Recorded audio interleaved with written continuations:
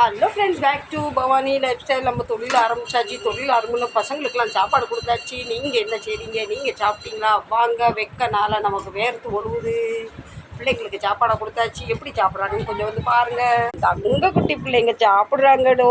ஆமாம், இவங்களுக்கு என்னால் வேறு எதுவுமே கொடுக்க முடியல இந்த பிஸ்கெட்டை தவிர.